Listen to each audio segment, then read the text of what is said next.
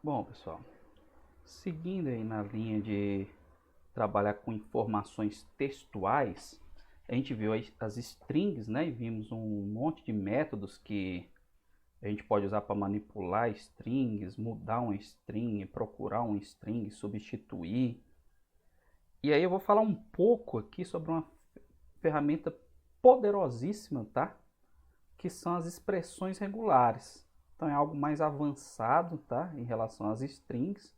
Como eu falei, isso é uma ferramenta poderosíssima, tá? Você tem livros só sobre expressões regulares.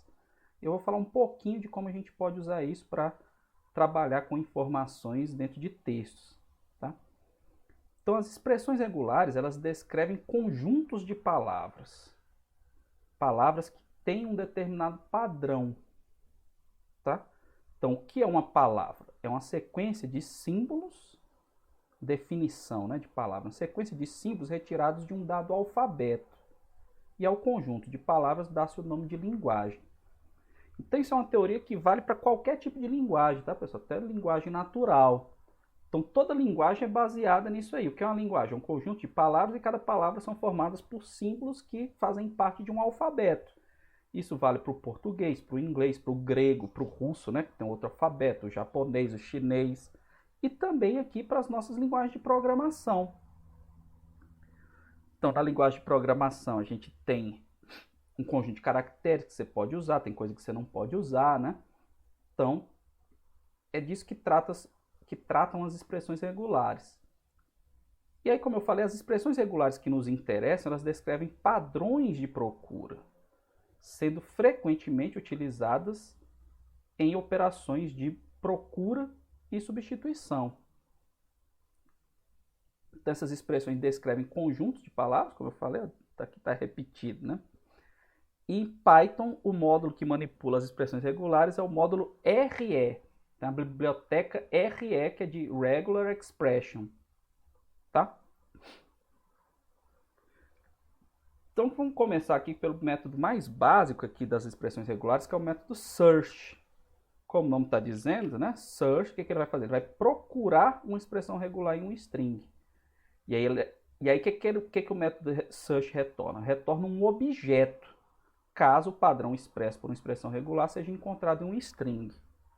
Então, por exemplo, o conjunto de dígitos de 0 a 9 pode ser descrito pela seguinte expressão regular. Normalmente, o conjunto de caracteres que eu quero procurar eu coloco entre colchete, né? E aqui o traço significa que é uma sequência, vai de 0 a 9, se eles estiverem na sequência, né? Então vamos ver aqui esse exemplo. Aqui eu estou importando o módulo, lembra que a gente faz lá com math? Aqui eu estou importando o módulo RE das expressões regulares. Aí eu uso aqui, ó, re.search. Aqui que eu vou procurar? Eu vou procurar essa expressão regular, que está no primeiro parâmetro, na string que está no segundo parâmetro, tá? Então aqui eu estou procurando um dígito de 0 a 9 na string 85 e aqui eu estou procurando um dígito de 0 a 9 na string casa. O que vai acontecer? Então, ele não retorna true ou false, ele retorna o objeto. Se ele encontrar, ele retorna um objeto, tá? Se ele encontrar, está aqui o objeto que tem aqui alguns dados a respeito do objeto. O tamanho do padrão que ele encontrou, então ele encontrou 2 dígitos. Aí ele começa aqui no caractere 0 da string, então 0 a 1. E qual foi o dígito que ele encontrou? O 8. Né? Ele encontrou o 8. Aqui eu estou procurando um dígito, então o primeiro dígito que ele encontrou foi o 8.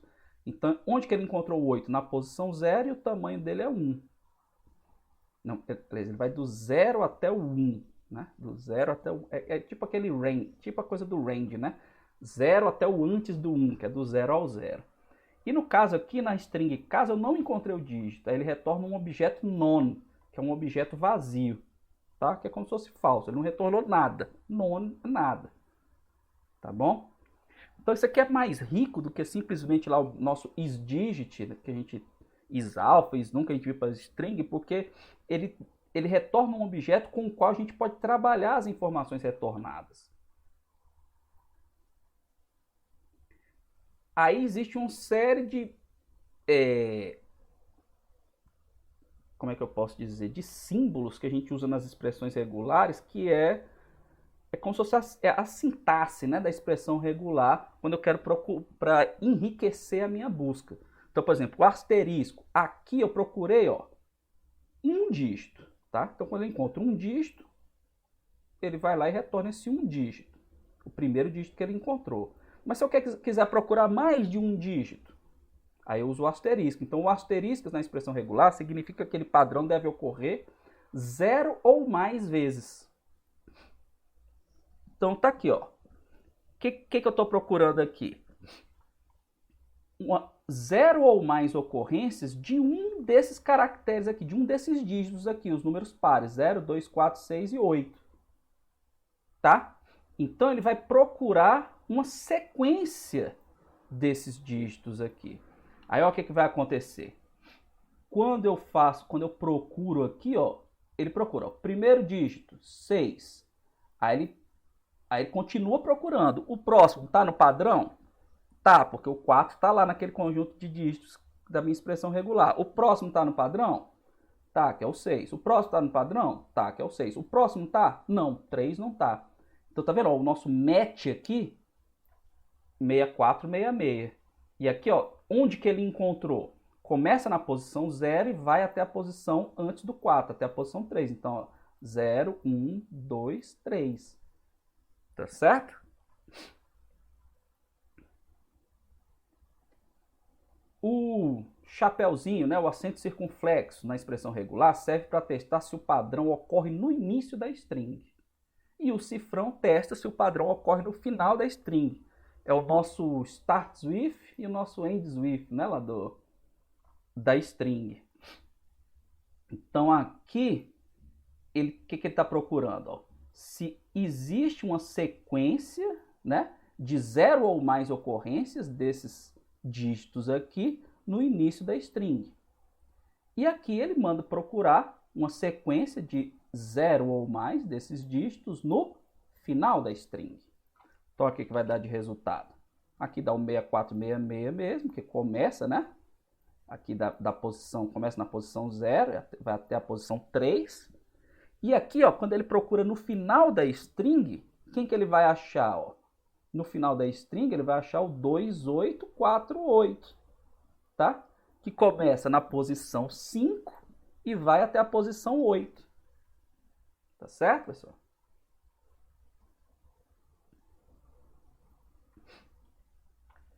Então, a gente pode fazer, por exemplo, uma busca para ver se eu encontro uma placa dentro de um texto lá. Não, tem um arquivo lá, uma página que eu achei, que ver se a página do meu carro está lá. Então, aqui eu ainda estou na placa do Brasil, não está na do Mercosul ainda não, tá, pessoal? Então, no Brasil, a placa apresenta a sequência de 3 letras, um hífen e 4 dígitos. Então, por exemplo, essa placa aqui, ó, OZZ8026. Uma expressão regular para testar se um string é uma placa válida seria a seguinte, ó. O que eu estou procurando aqui? Uma sequência de 3 letras, um hífen e uma sequência de 4 dígitos.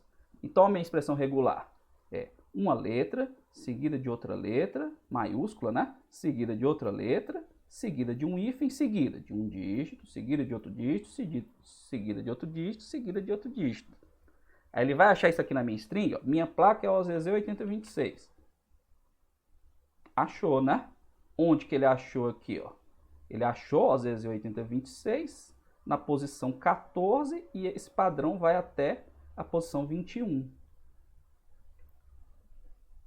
Ou ainda, aí aqui está um jeito melhor, que eu tenho na notação aqui das expressões regulares. Em vez de repetir AZ, AZ, AZ, o que eu faço? Eu procuro, ó, por uma sequência de A a Z 3 vezes, né, de 3 caracteres de A a Z, um hífen e uma sequência de 4 caracteres de 0 a 9, de 4 dígitos. Aí fica mais curtinha, né, minha expressão. Então, vai dar a mesma coisa, o mesmo resultado. Então, a gente vai vendo aqui a notação das expressões regulares, fica mais fácil de utilizar, né?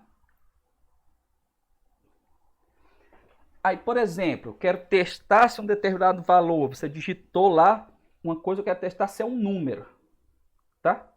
Um número inteiro, usando expressões regulares. Aí eu tenho que ver o que caracteriza uma string que é um número inteiro. Ela pode ter um sinal, mais ou menos, né? E uma sequência de um ou mais dígitos.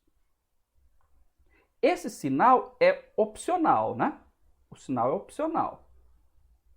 E o dígito tem que ter um ou mais. Como que eu testo se ocorre uma ou mais vezes? A gente viu que para testar se uma sequência ocorre 0 ou mais vezes, é o asterisco. Mas para testar se ocorre uma ou mais vezes, eu uso o mais, tá? Então é parecido com o asterisco, só que eu troco pelo mais. E a interrogação serve para testar se o caractere acontece 0 ou uma vez, que é o caso do sinal, né? Pode ter sinal, ocorrer 0 vezes, ou pode não ter o sinal, ocorrer uma vez. Então, como fica a minha expressão regular? Então, para eu testar se ocorre o sinal 0 ou uma vez, né? Aqui eu estou testando se ocorre no início, né, da minha string. Então, ocorre mais ou menos 0 ou uma vez, interrogação. E o dígito tem que ocorrer uma ou mais vezes, um mais. Então, ó, o que vai acontecer? Ele achou aqui o menos 526, né? Que começa com menos. 8.527, não tem sinal, começa com 8. Mais 320. E aqui no 95J8 ele achou 95, né? Porque começa com 95. Eu estou testando aqui se começa, né, com o número. Agora, se eu quiser testar se é um número, para eu testar se é um número, eu tenho que testar o quê? Se o padrão casa exatamente com a string. Então, eu tenho que testar se começa e termina com aquele padrão, né? Então, em vez de testar só o começo, eu vou testar o final também. Aí, como é que fica? É só você acrescentar aqui, ó, no final, o cifrão. Aí, no caso da nossa 95J8, ó, vai dar nono, porque ela não... Isso aqui não é um número. Tem um J no meio. Então, ele não vai encontrar, tá certo? Exemplo para testar um CPF. Como é que eu testo? Você digitou um CPF válido. Então, CPF é uma sequência de 3 dígitos, o ponto, outra sequência de 3 dígitos, mais um ponto, outra sequência de 3 dígitos, um hífen e uma sequência de 2 dígitos. Então, aqui, ó, vai dar certinho, né? Ele acha esse padrão. Se eu digitasse aqui, se eu deixasse de digitar um número, aí, ó, não achou. Tá certo?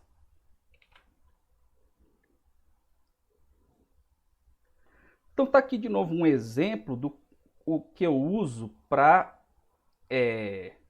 nos meus programas aqui de estrutura eletrônica.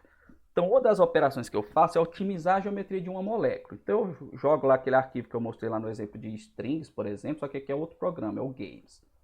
Então, eu jogo lá no meu... Mando rodar o meu cálculo, só que o cálculo pode ser bem sucedido ou não. Então, eu mandei otimizar a geometria de 50 moléculas. Aí, depois que acaba, e agora? Eu vou abrir um por um e sair procurando se deu certo ou não, porque é um arquivo texto, a saída, e aí eu tenho que olhar se a geometria otimizou, tá certo? Então, o que eu faço aqui, ó? Eu crio essa funçãozinha, ó, verifica otimização, tá? Aí, de novo, ó, quem que eu passo como parâmetro? O diretório onde estão meus arquivos de saída e a extensão, né? Aí, ó, tá vendo? Aquela mesma coisinha que eu fiz no outro, ó. Eu pego na minha lista de diretórios, tá? Aqui eu falei um pouco lá na aula de strings o que é esse OS. OS é de Operating System, né? Sistema operacional. Então, essa biblioteca aqui que eu estou importando, ela tem métodos que tratam com os comandos do sistema operacional. Por exemplo, listar os arquivos em um diretório. Então, aqui ele lista os arquivos do diretório. Se a extensão termina com a extensão que eu quero, ele joga na lista, né? Na minha list comprehension aqui. Aí eu percorro os arquivos, abro os arquivos, né? E aí eu vou procurar lá no arquivo. Como é que é? Quando a geometria, quando a otimização de geometria é bem sucedida, lá no arquivo vai ter essa frase aqui, ó, Equilibrium Geometry Located. Então eu mando lá nos meus arquivos, né? Executar. E aí ele vai, procura, se ele achar, eu mando imprimir, ó, geometria otimizada com sucesso. Se não, e aqui eu mando dizer qual foi o arquivo, aqui o arquivo que falhou, ó, falha na otimização de geometria. Essa aqui eu acho que eu tenho os arquivos no diretório, deixa eu executar aqui, ó.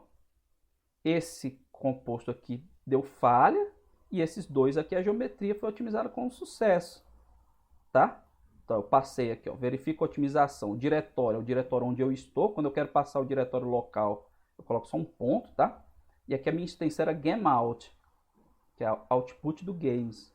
Então, eu via que esse aqui deu certo, esse aqui deu certo, esse aqui não deu certo. Aí o que eu faço? Eu abro esse arquivo, vejo qual foi o problema que deu, organizo e mando rodar o cálculo de novo até dar certo. Então, isso aqui também me poupa um trabalhão, usando expressão regular, tá? Mandei procurar isso aqui.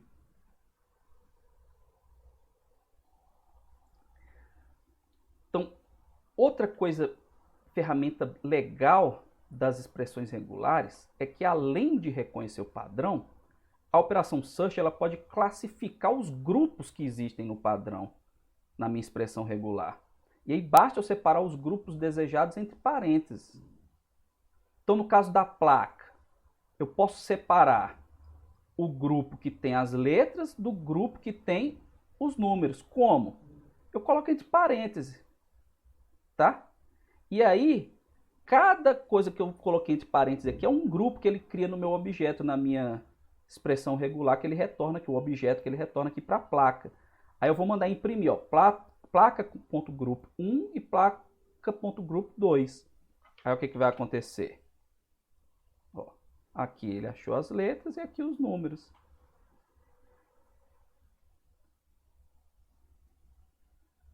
Outra tarefa importante que a gente faz, além de procurar um padrão, uma parte de um string usando a expressão regular, é, quando achar a string, substituir, que nem eu fiz lá com o replace que a gente usou na string, né, lá da aula passada. Usando expressões regulares, é o método sub, tá? É o método sub. Então, esse método ele recebe 3 parâmetros. O padrão que eu quero procurar, o padrão de substituição e a string. E ele retorna a string com a alteração efetuada. Então, está aqui um exemplo. Por exemplo, você vai trabalhar com data. Aí cada país tem um formato de data diferente. Por exemplo, o Brasil, ele usa o quê? Dia, mês e ano. E aqui eu estou usando a barra como separador. Só que nesse primeiro exemplo que está aqui, eu não quero usar a barra, eu quero usar um traço. Então o que ele vai fazer? Ele vai procurar a barra, vai substituir por traço em quem? Na string data. Tá certo? E aqui, então eu vou mostrar aqui primeiro da data, tá? Então ele fez aqui, ó, tá vendo? Substituiu a barra pelo traço. Já nesse segundo exemplo, ele é mais complexo. O que acontece aqui nesse segundo exemplo? O padrão que eu estou passando, eu posso passar um string ou posso passar uma expressão regular, tá, pessoal? Quando eu quero passar uma expressão regular como parâmetro, aí eu tenho que colocar esse Rzinho aqui, que é para dizer que é uma expressão regular. Aí olha só a expressão regular que eu estou passando como parâmetro. Aqui eu estou usando os grupos que eu mostrei no exemplo anterior. Ó, eu vou procurar um grupo de 2 dígitos, seguido de uma barra, seguido de um grupo de 2 dígitos, seguido de uma barra, seguido de outro grupo de 4 dígitos. Tá certo? E vou substituir por outra expressão regular. Qual expressão regular que eu vou usar aqui? Aí ele tem essa notação assim, barra 3, barra 2, barra 1. O que significa esse barra 3? Que ele vai substituir o primeiro grupo da minha expressão regular pelo terceiro grupo. Aí eu substituo aqui, eu coloco o terceiro grupo, traço. Aqui vai ser o segundo grupo, que vai ser esse aqui. Traço e aqui o primeiro grupo. Então, olha qual vai ser a substituição que ele vai fazer. Quem é o primeiro grupo? É o dia. O segundo grupo, mês. E o terceiro grupo, ano. Como que vai ficar a minha string agora? Vai ficar o terceiro grupo, que é o ano, traço o segundo grupo, que é o mês, traço o primeiro grupo, que é o dia. Então, tá aqui o resultado, ó. ano 2019, traço mês 04, traço o dia que é 15. Então, com uma linha de comando, você fez uma conversão de formato de data, do formato de data do Brasil para o dos Estados Unidos, por exemplo. Então, vê aqui como é poderosa, né, a expressão regular. Outro exemplo aqui interessante, ó. Um exemplo a seguir, que é um que eu uso bastante, já vou explicar. Ele renomeia arquivos com caracteres especiais substituídos pelo caractere underline, né, que é o underline. Então, ó, primeiro aqui eu vou dar um ls aqui no Jupyter Notebook, tá, pessoal? Quando você usa aqui o %, ele executa comandos do sistema operacional. Então, como eu uso o Linux, o ls é o que lista os diretórios, tá? Então, tá aqui, não sei por que tá esse asterisco aqui, mas tudo bem. Então, tá aqui os arquivos no meu diretório, tá? Inclusive o notebook que eu estou executando. Então, observe esses 3 primeiros arquivos aqui, ó. Eu coloquei aqui de propósito um espaço, que é um caractere especial. Então, como eu já comentei com vocês anteriormente, isso de espaço é problemático para alguns programas, tá? Tem programa que quando o nome do arquivo tem espaço, pronto, bagunça tudo. O programa não executa, tá certo? Então, eu já tive problema demais com isso. Então, às vezes, por exemplo, eu trabalho em parceria com um colega, ele vai e me manda os arquivos dele com o nome tudo cheio de espaço. E aí, quando eu vou rodar o programa que eu uso aqui, ele não lê o nome do arquivo com espaço. Aí, o que eu faço? Eu rodo essa rotina que eu vou mostrar para vocês aqui, que renomeia os arquivos. O que ela faz? Ela substitui os espaços ou os caracteres especiais, na verdade não só os espaços, caractere especial, se tiver um cedilha lá, um A com tio, ele pega e substitui, porque tem programa que dá problema quando tem caractere especial. Aí ele pega e substitui pelo underline. Aí quem é o padrão aqui dos caracteres especiais que eu fiz? Eu usei aqui, ó, quando você usa o chapéuzinho, o acento circunflexo fora do colchete, significa que ele vai casar com o início da string, né? Mas quando você usa dentro do colchete, é como se ele fosse o not. Então, esse padrão aqui, ele está procurando por quem, ó? Por AZ minúsculo, ou AZ maiúsculo, ou 0 a 9, ou um traço ou um ponto, porque traço e ponto são caracteres especiais. E no nome do arquivo pode ter um hífen e o ponto vai ter, né? Ponto e a extensão. Então, o que eu vou procurar aqui? Eu vou procurar tudo que não é isso, tudo que não é caractere de A, Z maiúsculo ou minúsculo, dígito, traço e ponto. Então, é isso que o circunflexo aqui faz. E vou substituir pelo underline. Então, se você me mandar lá um arquivo lá, com espaço, com tio, com nome, ele vai substituir tudo isso. E aí quando eu for rodar no meu programa que eu uso aqui, que dá problema com caractere especial, eu não vou ter problema. Então, como eu falei, estou trabalhando com 50 moléculas, ele manda lá 50 arquivos. Imagina eu ir lá um por um e renomear. Isso é complicado, né, pessoal? Então aqui eu faço isso. Aqui é uma outra biblioteca que também trabalha com comandos do sistema operacional, que é shútil, né? Shell útil. E aí o shútil.move, ele renomeia, né? Aí eu passo o nome do arquivo como parâmetro, o nome do arquivo que eu quero substituir, né? Que é essa minha expressão regular aqui. Aí de novo, ó, eu vou lá, listo os diretórios, né? Aí que eu estou listando, aqui eu estou listando os arquivos do diretório local. Esse getCwd me retorna o diretório onde é que eu estou. Aí eu vou para todos os arquivos lá no diretório. Se o arquivo terminar com a extensão que eu quero, né? Ponto a extensão que eu quero, eu vou lá e substituo. Aí eu quero renomear os txt, né? Ó, lembra aqui que eu mostrei. Bom. Aqui. Aqui, ó, eu quero renomear esses aqui, que eu coloquei de propósito aqui um espaço, tá? Aí, o que vai acontecer? Ó? Vou executar. E agora eu vou mandar mostrar para vocês com ls. Aí tá vendo, ó? Onde tinha espaço agora é o underline, tá certo? Então, mais uma vez, um exemplo, né, de uma coisa bastante útil, pelo menos para mim é útil. Então, se vocês tiverem problema de renomear alguma coisa, você pode procurar por uma expressão regular e renomear os arquivos, tá certo, pessoal?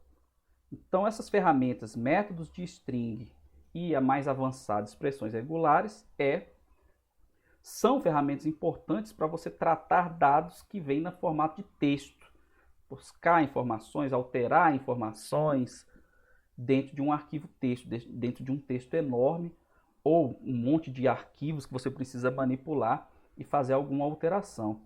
Tá bom, pessoal?